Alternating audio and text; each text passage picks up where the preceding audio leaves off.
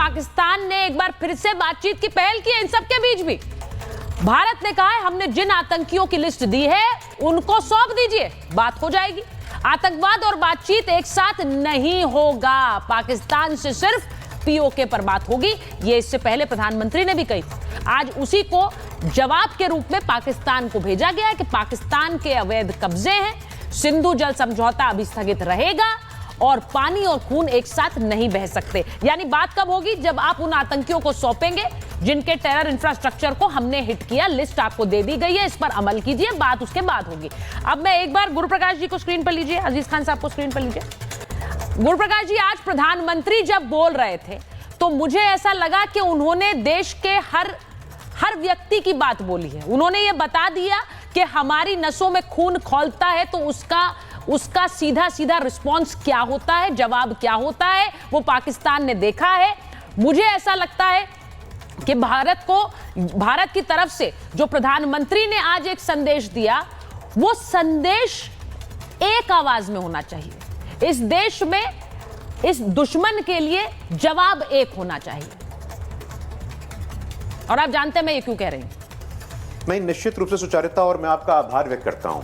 मैं आपका आभार व्यक्त करता हूं कि आपने इस शो की पृष्ठभूमि रखी, और पृष्ठभूमि रखने के बाद एयर कमोडर साहब से और सिवात साहब से उनके रिमार्क्स आपने पहले लिए, क्योंकि अकारण पॉलिटिक्स बहुत ज्यादा हो रही है। जब से ऑप सिंदूर की शुरुआत हुई है तब से हम देख रहे हैं कि कुछ लोग लगातार संदेह प्रकट कर रहे हैं, शंका प्रकट कर रहे हैं। सुचारिता, हमारे यहाँ कहावत है कि सुबह का भूला शाम को घर आ जाए तो उसको भूला नहीं कहते हैं। लेकिन आज विपक्ष में कुछ ऐसे लोग हैं, प्रमुखता से कांग्रेस पार्टी में कुछ ऐसे लोग हैं, उनको अभी तक अकल नहीं आई है। उरी के बाद सबूत दो, बालकोट के बाद सबूत दो। अभी पवन खेरा जी ने परसों प्रेस कॉन्फ्रेंस किया और यही बोला है कि सबूत दो, कितने विमान गिरे हमें बताओ, मुझे समझ में नहीं आता है। यहां हमारे वरिष्ठ सेना के अधिकारी बैठे, मैं उनसे पूछना चाहता हूं, उनसे आग्रह करता हूं कि आप बताइए, आप सुचारिता के शो के माध्यम से देश को बताइए कि ऑपरेशन सिंदूर अभी भी चल रहा है, और चलते हुए ऑपरेशन के बीच में डिटेल्स हम दे सकते हैं क्या? मुझे समझ में नहीं आता कि कांग्रेस पार्टी कौन सी पटकथा पे आगे चल रही है। लगातार कांग्रेस पार्टी का एक धड़ा कुछ कहता है, दूसरा धड़ा कुछ और कहता है। जहां शशि थरूर, सुचारिता, जो कि पार्लियामेंट्री स्टैंडिंग कमेटी होती है एक्सटर्नल अफेयर्स की,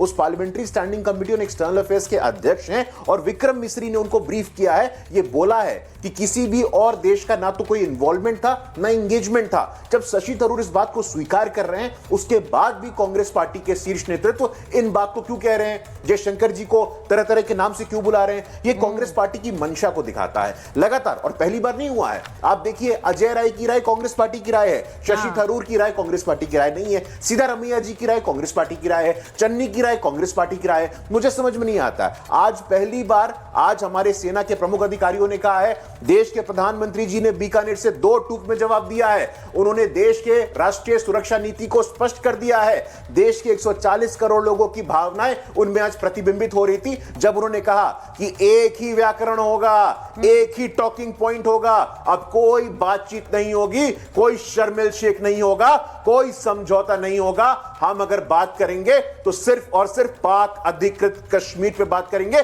जो हमारा है। लेकिन उसके बावजूद आप देखिए, सुबह से एक व्याकुलता दिख रही है।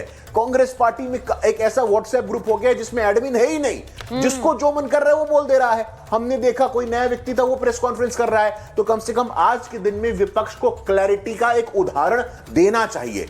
कुछ भी मत बोलिए आप। राष्ट्रीय सुरक्षा, राष्ट्रीय सम्मान, राष्ट्रीय स्वाभिमान और राष्ट्रीय संप्रभुता से किसी प्रकार का कोई समझौता किसी कीमत पे हम बर्दाश्त नहीं करेंगे। सुचारिता, और प्रधानमंत्री जी जब कह रहे थे तो देश का 140 करोड़ लोग, देश के 140 करोड़ की आवाम उनके साथ मजबूती से आज कंधे से कंधे मिला के खड़ी है। 9 आतंकी ठिकाने को ध्वस्त किया हमने, 11 एयरबेस को ध्वस्त किया हमने, 100 से अधिक आतंकियों को न्यूट्रलाइज किया हमने। अंदर घुसे हैं, बहावलपुर गए हैं, मुरीद के गए हैं, लेकिन उसके बावजूद देश में कुछ ऐसे लोग हैं जो संदेह प्रकट कर रहे हैं। इनकी भी वही स्थिति होगी। उरी के बाद जिन्होंने सवाल पूछा था, बालकोट के बाद जिन्होंने सवाल पूछा था, वो आज देश के सेना के शौर्य और पराक्रम पे सवाल खड़ा कर रहे हैं। ये नतीजा ठीक नहीं होगा। प्रधानमंत्री ने आज जब बोला, मुझे लगता है कि उनका जो संबोधन था, उनका जो भाषण था, उसे सुनकर हर भारतीय को ऐसा लग रहा होगा कि पाकिस्तान ने जो कुछ किया है उसका बदला हमने लिया। और इसलिए जरूरी था क्योंकि जब देश का नेतृत्व करने वाला व्यक्ति अपने रोष का इजहार इन शब्दों में करता है तो वो बिल्कुल स्पष्ट संदेश देता है कि ये रोष मेरा नहीं है, ये 140 करोड़ भारतीयों का रोष है। इस रोष से बचिए, इस गुस्से के कहर से बचिए। मैं प्रेम कुमार जी आपसे पूछ रही हूं, जब प्रधानमंत्री कह रहे हैं पाकिस्तान का रहीम यार खान एयरबेस आईसीयू में पड़ा है, तो आपको या बाकी राजनीतिक दलों को मदद करनी चाहिए या फिर यह कहना चाहिए कि यहां से हमले जारी रहेंगे प्रधानमंत्री पर या फिर इस सरकार पर?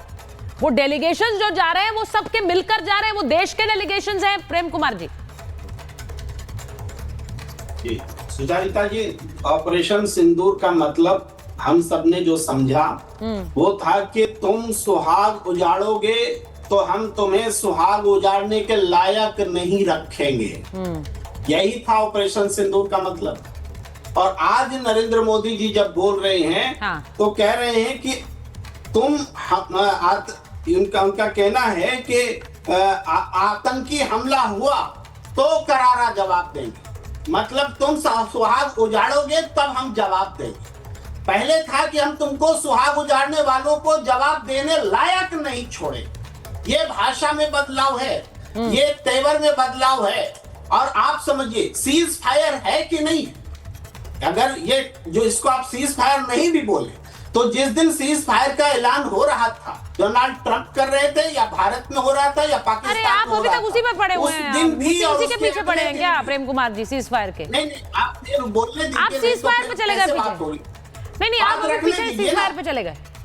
मैं ये पूछ रही हूँ कि जिस तरह से हमले, जिस तरह क्या भारत ने 22 तारीख का बदला 22 मिनट में लिया? क्या भारत ने वहां पाकिस्तान में हमला करके बताया कि हम अपने देश में ये आतंकवादी हमले स्वीकार नहीं करते हैं? क्या इस